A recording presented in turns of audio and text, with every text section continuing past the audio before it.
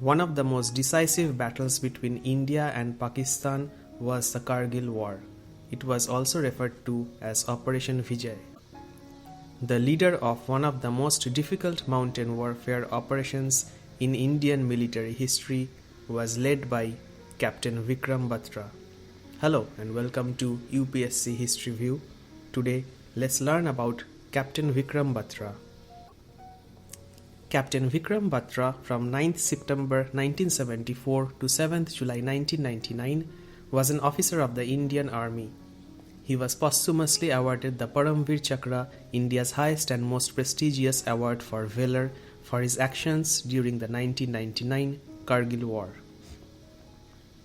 The internal messages of the Pakistani army intercepted by India often referred to him as Sher, which meant the Lion King. Let's learn about the early life and education of Vikram Batra. Batra was born on 9th September 1974 in a small town in Palampur, Himachal Pradesh. He was the third child of Girdhari Lal Batra, a government school principal, and Kamal Kanta Batra, a school teacher. Vikram was the elder of twin sons and was born 14 minutes before his brother named Vishal. The twins were nicknamed Love and Kush, Vikram and Vishal respectively, after the twin sons of the Hindu deity Rama by their mother, as she was staunch devotee of Rama. Vikram had two sisters, Seema and Nutan, also known as Neetu. He received his primary education from his mother, who herself was a teacher. Vikram then attended the DAV public school in Palampur, where he studied up to middle standard. He received his senior secondary education at Central School, Palampur. Besides being brilliant at studies, Vikram Batra was a keen sportsman and represented his school at the national level during the youth parliamentary competitions at Delhi. He excelled at many sports and represented his school and college in table tennis, karate, and other such games. However, it was in the table tennis where he truly excelled. In 1990, he and his twin brother represented their school in table tennis at All India KVS Nationals. Vikram was a green belt holder in karate and went on to attend a national level camp in Manali. After completing his class 12 board examinations in 1992 from Central School, Vikram attended DAV College, Chandigarh in BSc Medical Sciences. At college, he joined the Air Wing of the National Cadet Corps (NCC) while he was in his first year. During the interstate NCC camp, he was adjudged the best NCC Air Wing cadet of Punjab Directorate in North Zone. Vikram was selected and underwent a 40-day paratrooping training with his NCC Air Wing unit at Pinjore Airfield and Flying Club, about 35 kilometers away from Chandigarh. During the next 2 years in DAV, he remained a cadet of the Army Wing of NCC. In addition, he was the president of the Youth Service Club of his college. Vikram afterward qualified for the C certificate in the NCC and attained the rank of senior under officer in his NCC unit. Subsequently, in 1994, he was selected and took part in the Republic Day parade as an NCC cadet, and when he came back home, he told his parents that he wanted to join the army. Vikram's maternal grandfather was also a soldier in the Indian Army. In 1995, while still in college, Vikram was selected for the Merchant Navy at a shipping company headquartered in Hong Kong, but ultimately he changed his mind, telling his mother that money is not everything in life. I have to do something bigger in life, something great, something extraordinary, which may bring fame to my country. That same year, he completed his bachelor's degree, graduating from the DAV College in Chandigarh. Following completion of his bachelor's degree in 1995, Vikram enrolled at Punjab University in Chandigarh, where he took admission in MA English course so that he could prepare for the Combined Defence Services or CDS examination. Vikram attended evening classes at the university and worked part-time in the morning as a branch manager of a traveling agency in Chandigarh. "I do not want to be a burden on you, Dad," he had told his father. In 1996, Vikram passed the CDS examination and subsequently received a call for an interview at the Services Selection Board, or SSB, at Allahabad and was selected. He was among the top 35 candidates in the order of merit. After completing a year's session 95 to 96 towards a degree of MA in English, Vikram left the university to join the Indian Military Academy. In the words of his father, Vikram had found his purpose in life. He had found the way to a righteous path that would lead him to his goal, to a service that was extraordinarily high and supreme. Let's learn about the military career of Vikram Batra. Batra joined the Indian Military Academy, or IMA, at Dehradun in June 1996 in the Manekshaw Battalion. After completing his 19-month training course, he graduated from the IMA on 6 December 1997 and was commissioned as a lieutenant into the Indian Army. Vikram was commissioned into the 13th Battalion of the Jammu and Kashmir Rifles, which was also known as the 13th Jack Rif. After commissioning, Vikram was sent to Jabalpur, Madhya Pradesh for regimental training. The training lasted for 1 month from December 1997 to the end of January 1998. On completion of this training, he got his first posting at Sopore in Baramulla district of Jammu and Kashmir, an area with significant militant activity. In mid-March 1998, Vikram was sent to the infantry school at Mhow, Madhya Pradesh, where young army officers are trained for the Young Officers course. This training lasted 5 months until September 1998. Following completion of the course and being awarded Alpha grading, he joined his battalion in Sopore in October 1998. During his posting in Sopore, Batra had several encounters with militants. In one of those encounters, when Batra was leading an ambush with his platoon into an area of dense forest, he had a miraculous escape when a bullet fired by a militant grazed his shoulder and struck one of Batra's men behind him, killing the soldier. Believing that the bullet was meant for him and not his colleague, he ordered his men to nab the militants, and by morning all of the militants were killed. Batra, however, was saddened because he knew that the bullet was meant for him. "Didi, it was meant for me and I lost my man," he had told his elder sister over the phone. In January 1999, Batra was sent on a commando course at Belgaum, Karnataka, where he excelled. The course lasted for 2 months, and at the end of it, he was awarded the highest grading, the instructor's grade. Every time when he came home to Palampur on leave, he would visit the Newgal Cafe. Batra last came home on leave from the army in 1999 during the Holi festival for a few days.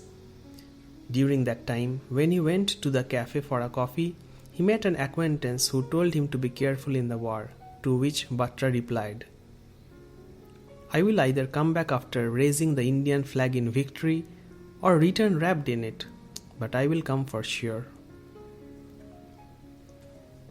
After his leave, he returned to join his battalion in Sopore, the 13th Jack Rif, after completing its CI Ops, the counter-insurgency operations, tenure in Kashmir under 192 Mountain Brigade of 8 Mountain Division, received orders to proceed to Shahjahanpur, Uttar Pradesh. The battalion's advance party under Major Yogesh Kumar Joshi had reached its destination when on 5th June, because of the outbreak of the war, his deployment orders were changed and the battalion received orders to move to Dras. Batra informed his parents about his movement and assured them they need not worry about him. He would call his parents at least once in 10 days. The last phone call he made was on 29th June 1999, in which he said, "Mommy, ekdam fit hu, fikar mat karna," which meant, "I am absolutely fine, don't you worry." This was the last time that Batra spoke to his mother. Beginning his service as a lieutenant, Vikram Batra rose to the rank of captain. Let's learn about the Kargil War. Batra's battalion, the 13th Jammu and Kashmir Rifles, reached Dras on 6 June and was placed under the command of 56 Mountain Brigade and was given orders to act as reserves to the 2nd Battalion of the Rajputana Rifles during their attack on Tololing Mountain. The 18th Battalion of the Grenadiers first attacked Tololing on 22nd May but were unable to capture the peak. 18 Grenadiers made 4 attempts to capture Tololing but could only succeed in securing the lower slopes while suffering heavy casualties.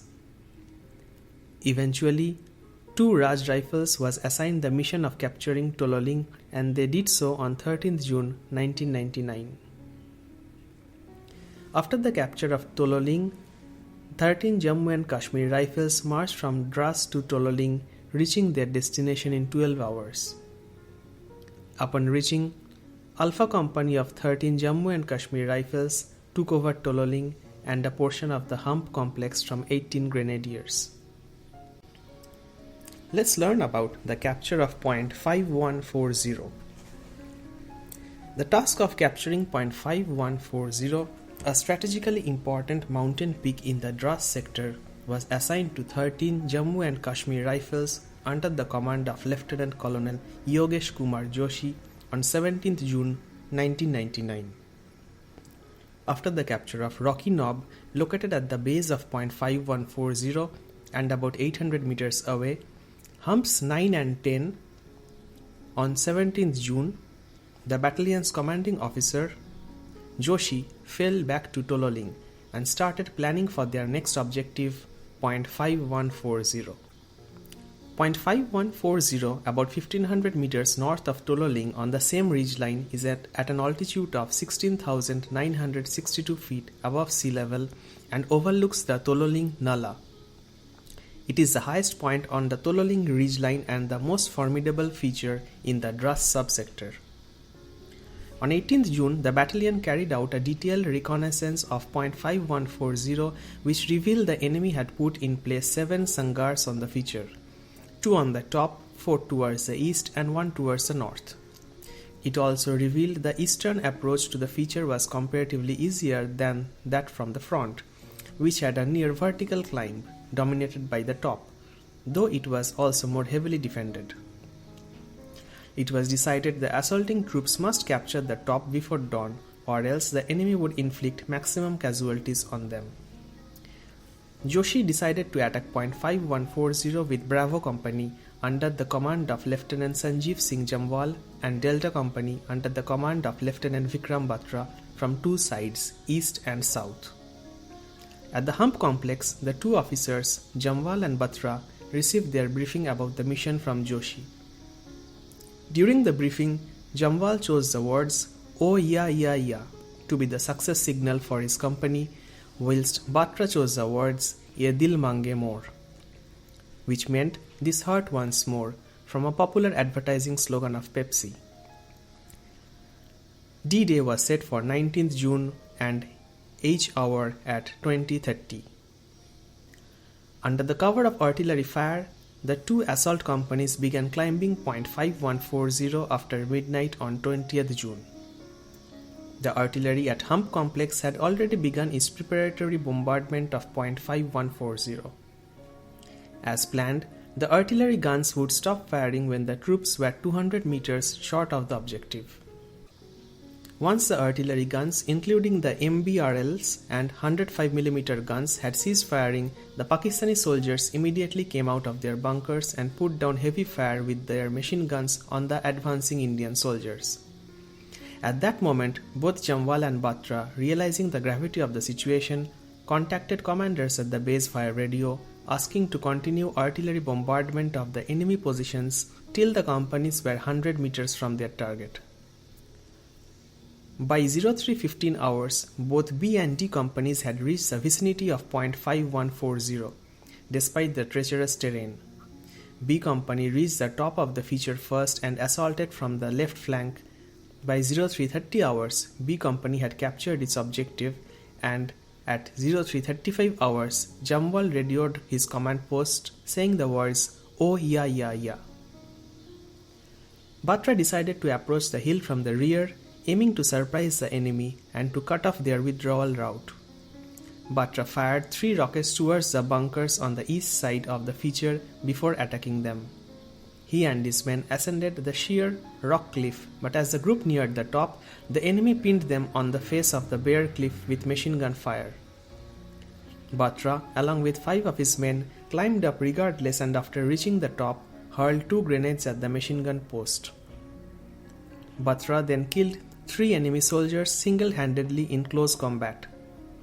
He was seriously injured in the process, but insisted on regrouping his men to continue with the mission. Batra continued to lead his troops and then charged at the next enemy position, capturing point 5140. In all his actions, Batra's company killed at least 8 Pakistani intruders and recovered a heavy anti-aircraft machine gun. The remaining enemy soldiers fled. At 04:35 hours, Batra radioed his command post saying the words, "Ye dil mange more." Considerable quantities of arms and ammunition were recovered from the feature. The captured munitions indicated the enemy's length was about a platoon. Neither B or D companies suffered any casualties in the battle. When the news reached brigade headquarters that point 5140 had been captured, the brigade commander asked Joshi about the casualties. His reply was, there was not a single casualty, not a single soldier died in the operation. The capture of point 5140 set in motion a string of successes, such as the captures of point 5100, point 4700, Junction Peak, and the 3 Pimple complex. After the capture of point 5140, Vikram Batra was promoted to the rank of captain. General Ved Prakash Malik, the then Chief of Army Staff, called to congratulate him. All across the nation, his triumph was being played out on television screens. On 26 June, shortly after the capture of point 5140, 13 Jammu and Kashmir Rifles was ordered to move from Dras to Ghumri to rest, refit and recoup. The battalion then moved to Mushko Valley on 30th June. Let's learn about the capture of point 4875. Upon reaching Mushko Valley, the 13 Jammu and Kashmir Rifles was placed under the command of 79 Mountain Brigade. The next assignment for Batra's battalion was to capture the point 4875, a strategically important peak located in the Mushko Valley. Since the feature dominated the National Highway 1 completely from Dras to Matayan, it became imperative for the Indian Army to capture this notorious point 4875. A stretch of 30 to 40 kilometers of the National Highway was under direct observation of the enemy. From point 4875, Pakistani artillery observers could easily see Indian gun positions, army camps and troop movement and bring down effective artillery fire at will. On 1st July 1999, Major S. Vijay Bhaskar, a A Company commander, and Lieutenant Colonel Joshi, commanding officer of the 13 Jammu and Kashmir Rifles, conducted their preliminary reconnaissance after climbing to a vantage point and formulated an attack plan. Subsequently, on 2nd July, General Officer commanding 8 Mountain Division, Major General Mohinder Puri and Brigadier Rajesh Kumar Kakkar, Commander 79 Mountain Brigades, and Lieutenant Colonel Y.K. Joshi, Commanding Officer 13 Jammu and Kashmir Rifles, gathered at 79 Mountain Brigades headquarters to discuss the plan. The battalion was deployed to Firebase, located in a defiladed area approximately 1500 meters from the point 4875. Over the 2 days, on 2nd and 3rd July, weapons carriers from the 13 Jammu and Kashmir Rifles and 28 Rashtriya Rifles dumped ammunition and heavy weapons. During the day of 4th July, the company commanders of A and C companies, Major S.V. Bhaskar and Major Gurpreet Singh, conducted their final reconnaissance and showed the objectives to their O groups. At 1800 hours that same day, artillery bombardment of the enemy positions on point 4875 commenced and continued non-stop throughout the whole night. 155mm Bofors howitzers, 105mm field guns, and multi-barrel rocket launchers were used in the bombardment of point 4875. At 20:30 hours in the pitch-black night, under cover of artillery fire, A and C companies began climbing the point 4875. Captain Vikram Batra was lying in a sleeping bag in a tent on the rocky ground near the Mushko Nola and was down with fever and fatigue. His commanding officer had ordered him to rest even though his battalion, 13 Jammu and Kashmir Rifles, had launched its attack on point 4875. Both the assault companies were leading the offensive from the right flank. The climbing was difficult and the soldiers had to take out enemy pockets of resistance which they encountered en route. However, at one point, a strategically located machine gun halted the advance, and by first light the troops were still 50 meters short of the target. Now it was getting dangerous because in daylight, Indian soldiers could easily be seen by the Pakistanis. The attack was also halted by very effective sniper fire from Pakistani soldiers hiding behind rocks. At 04:30 hours, the two companies deployed their automatic weapons and began to fire at the strong, well-fortified enemy positions at the top of the feature. The enemy was bringing down a very effective small arms fire and sniper fire, which effectively blocked the advance of the Indian troops. At around 10:15 hours on 5th July, the commanding officer of C Company spoke to the battalion commanding officer and explained his company's predicament and the area from where the enemy was bringing in effective fire on them. Brigadier Kakkar was personally supervising operations. At this juncture, the battalion commanding officer, Lieutenant Colonel Joshi, personally fired 2 Fagot missiles in quick succession from the firebase and neutralized the enemy position. Brigadier Kakkar watched the firing of the missiles through his binoculars. "Bullseye, you have got them," he said to Joshi over the wireless. The bunker received a direct hit and the enemy soldiers were seen fleeing from it.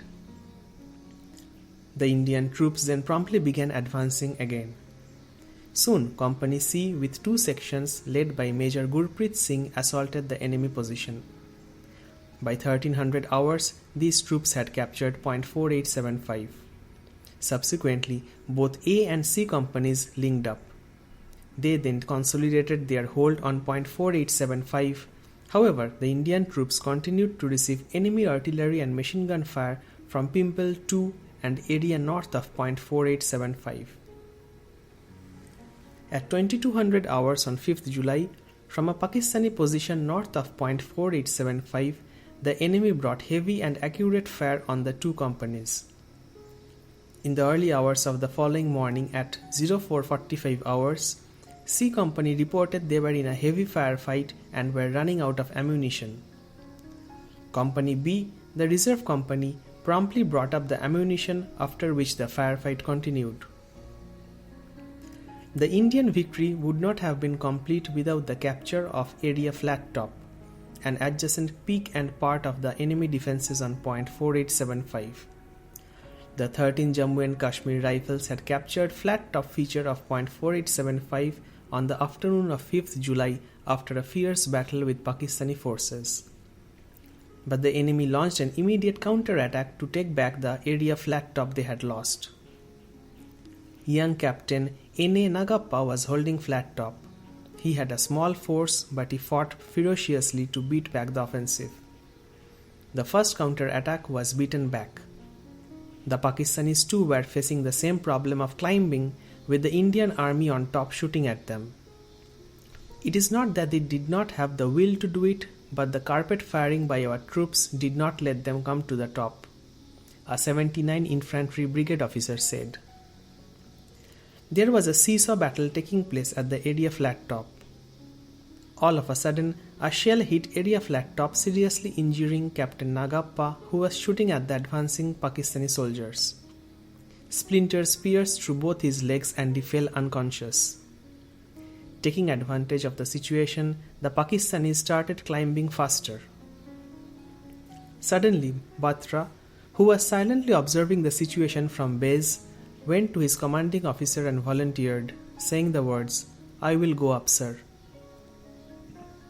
Seeing him unwell, the commanding officer did not have a heart to let him go, but Bhatra insisted on it.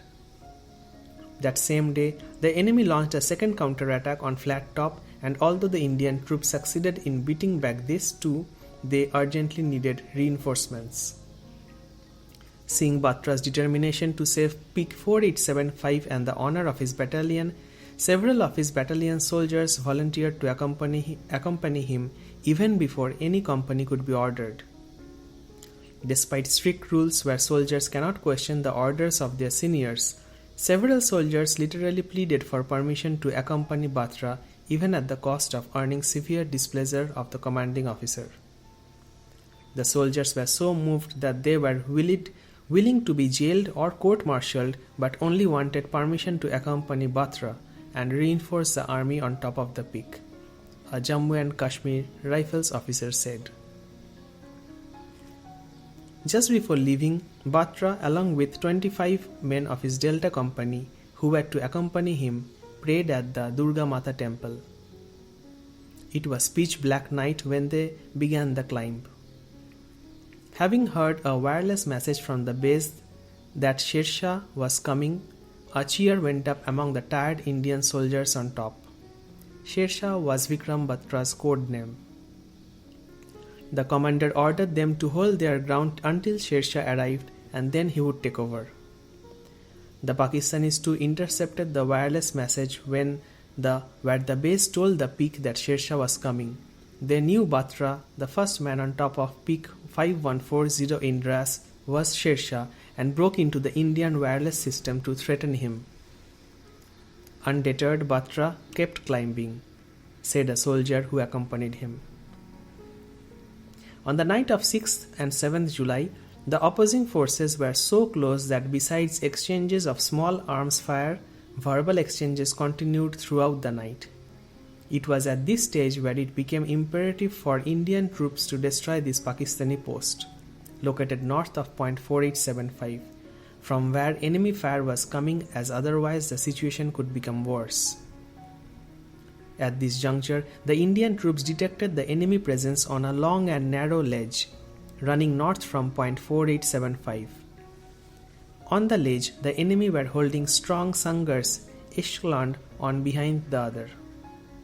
Bhatra, who was still recovering from his own wounds he received in the battle of point 5140, wanted to reach the top to rescue his fellow soldiers and carry out reconnaissance of the ledge where the enemy soldiers were. The problem was that the Indian soldiers were caught unawares about the presence of the enemy soldiers on the ledge ahead of Twin Bump.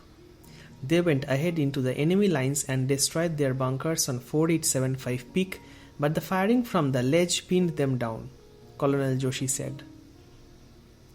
Even though it was pitch dark when they had left at night, but even near the top where the soldiers had to climb vertically, visibility was almost zero because of fog. Even worse, it began snowing as they advanced. En route to the top, Bhatra spotted a Pakistani machine gun position firing at the trapped Indian soldiers. Crouching, he moved towards the machine gun position, hiding behind rocks whenever possible. As he reached close to the enemy's machine gun position, he lobbed a grenade, destroying the machine gun position. "Follow me, boys," he whispered in the dark, and they advanced to the next position. At 16,087 feet, even though they were struggling for breath and panting, this did not stop them, and they kept advancing non-stop. Before first light on the 7th, the troops succeeded in knocking out 2 more enemy machine guns. However, firing from the ledge continued. Bhatra's platoon soon reached the ledge, though by this time it was broad daylight. At 0530 hours, Lieutenant Colonel Joshi spoke to Bhatra and asked him to reconnoiter the area. Bhatra, accompanied by Subedar Raghunath Singh and Major Bhatt, his artillery observation officer, took out a patrol to risk a route to reinforce Naveen from a flank. Batra located the position of the enemy Sangar on the ledge from which enemy machine guns were holding up the advance of his company. At this juncture, Batra, realizing there was no way from the left or right, decided to make a direct assault in daylight itself.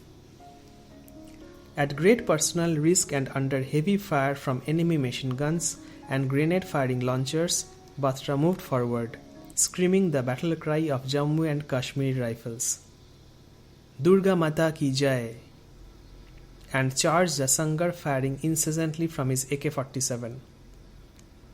Batra sustained grievous injuries in the process, yet he continued his charge, with supporting fire from the rest of the patrol, and upon reaching the very narrow entrance of the Sangar and taking the enemy by complete surprise, he killed 5 Pakistani soldiers in a close-quarter battle. There was a time he grappled with a Pakistani soldier, punching him in the nose. As soon as he fell, Batra plunged his bayonet into the fallen soldier's stomach, but another enemy soldier caught him from behind. He too was done to death after being thrown off the back by Batra, the ferocious. All hell broke loose. It was utter chaos.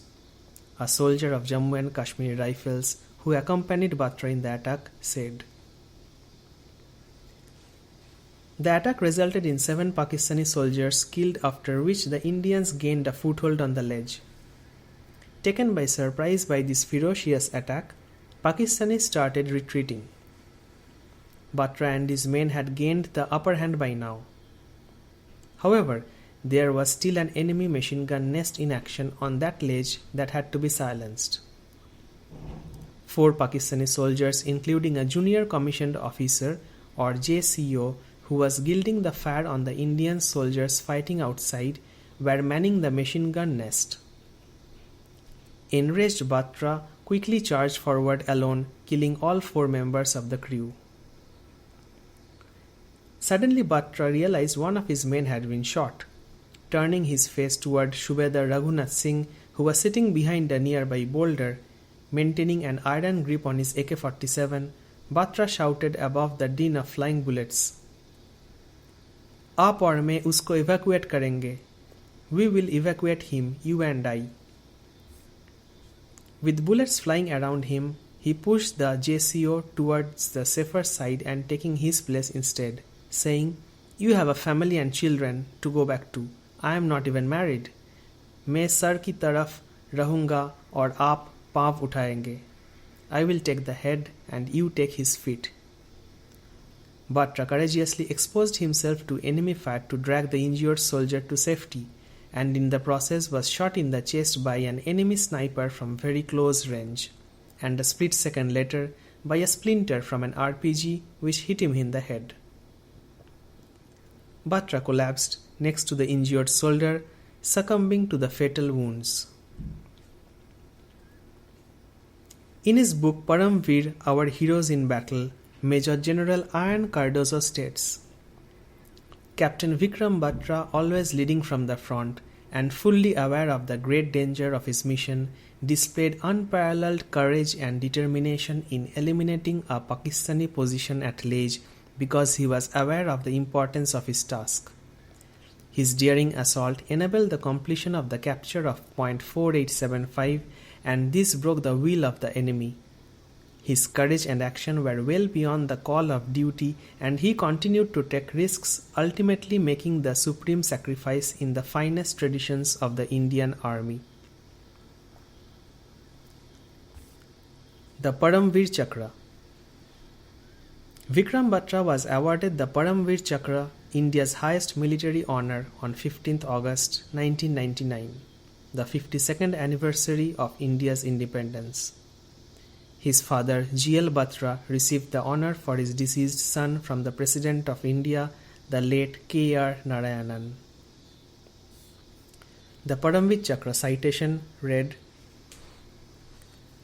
Captain Vikram Batra, 13th Jammu and Kashmir Rifles, IC 57556. During Operation Vijay On 20th June 1999, Captain Vikram Batra, Commander Delta Company, was tasked to attack Point 5140. Captain Batra with his company skirted around the feature from the east and maintaining surprise reached within assaulting distance of the enemy. Captain Batra reorganized his column and motivated his men to physically assault the enemy positions. Leading from the front, he in a daredevil assault pounced on the enemy and killed 4 of them in a hand-to-hand fight. On 7th July 1999, in another operation in the area of Point 4875, his company was tasked to clear a narrow feature with sharp cuttings on either side and heavily fortified enemy defenses that covered the only approach to it. For speedy operation, Captain Batra assaulted the enemy position along a narrow ridge and engaged the enemy in a fierce hand-to-hand fight and killed 5 enemy soldiers at point-blank range. Despite sustaining grave injuries, he crawled towards the enemy and hurled grenades, clearing the position with utter disregard to his personal safety. Leading from the front, he rallied his men and pressed on the attack and achieved a near impossible military task in the face of heavy enemy fire. The officer, however, succumbed to his injuries. Inspired by his daredevil act, his troops fell upon the enemy with vengeance, annihilated them and captured Point 4875. Captain Vikram Batra thus displayed the most conspicuous personal bravery and leadership of the highest order in the face of the enemy and made the supreme sacrifice in the highest traditions of the Indian Army. From the Gazette of India, notification number 16, Press 2000. Let's learn about the legacy of Vikram Batra. Vikram Batra is well known in India for using the slogan "Ye Dil Mange More" as a signal to communicate mission success. He is also known for an interview in which he stated that Pakistani soldiers were aware of him. Vikram Batra was also honored with several landmarks being named after him. The historic capture of Point 4875 led to the mountain being named Batra Top in his honor. A hall at the Service Selection Center Allahabad is named Vikram Batra Block. A residential area in the Jabalpur cantonment is called Captain Vikram Batra Enclave, and the Combined Cadets Mess at the IMA is named Vikram Batra Mess. A memorial for war veterans including Batra stands at his alma mater DAV College, Chandigarh, honoring the services of the soldiers.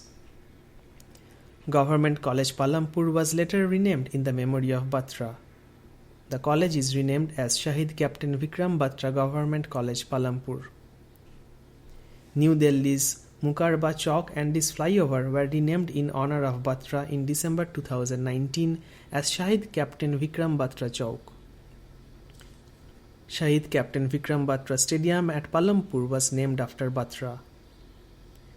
Punjab University Chandigarh dedicated state-of-the-art indoor shooting range in honor of Captain Vikram Batra.